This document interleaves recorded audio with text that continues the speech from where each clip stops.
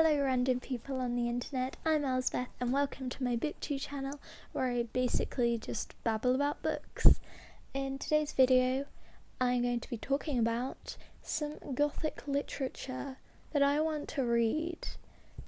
You may or may not have noticed that today is Saturday, but that's because I wasn't well yesterday. Lol, so quirky and relatable. By the way, this is Floof.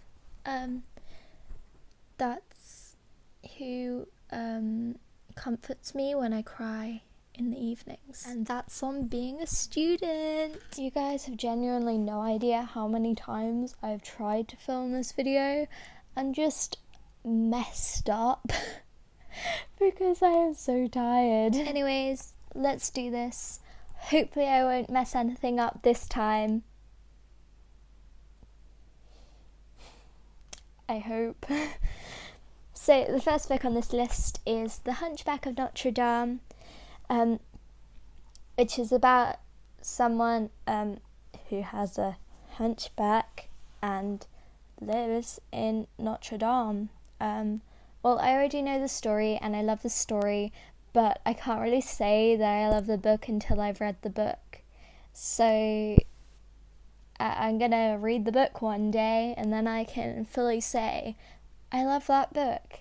The next book is The Castle of Otranto by Horace Walpole. Walpole? Oh well, we're going with it. Which is basically online, has been deemed to be a sort of root and starting point for Gothic literature, and this has taken me a while to find out what it's actually about. But it's about a wedding that was disrupted by a giant helmet crushing the groom, and it's all about finding out what's a giant helmet doing there, where did it come from, why did everything happen. The third book on this list is Carmine by J. Sheridan du Fandou, which is a lesbian vampire story, and I don't think I need to see anything else about this book. That just sounds like a cool story. After that, it's The Doll Factory by Elizabeth McNeill, which is based around the Great Expedition. And if you don't know, the Great Expedition was an expedition set up for Queen Victoria, which had quite a few of the discoveries and inventions in the Victorian era, and it was set in this really cool glass building, so it'll be interesting to read about that. And I also think it's multiple perspective as well.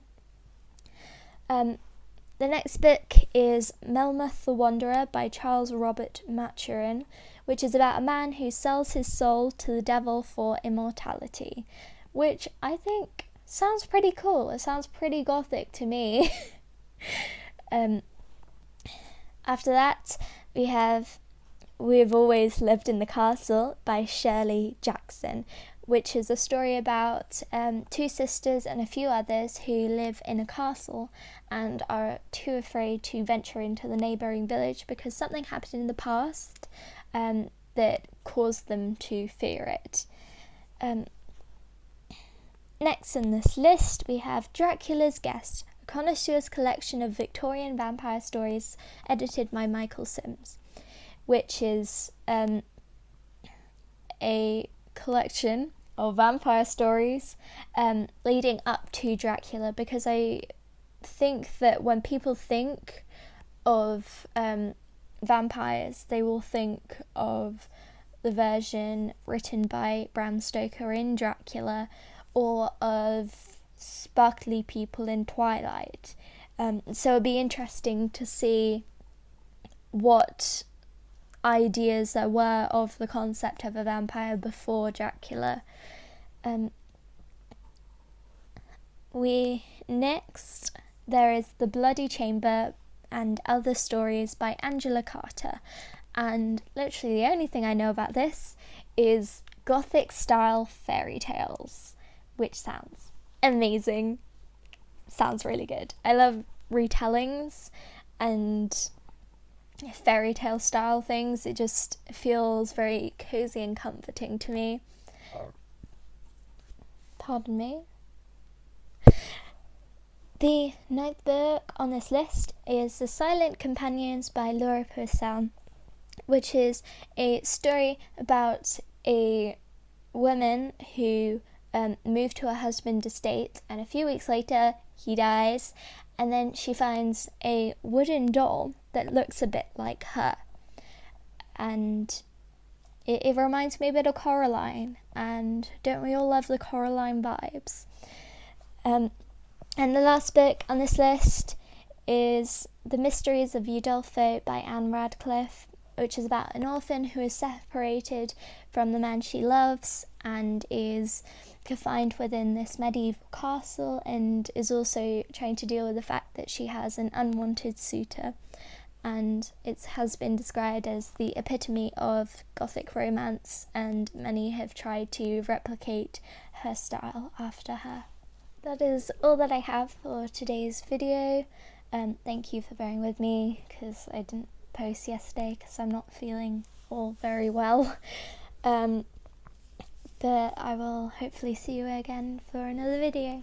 Bye.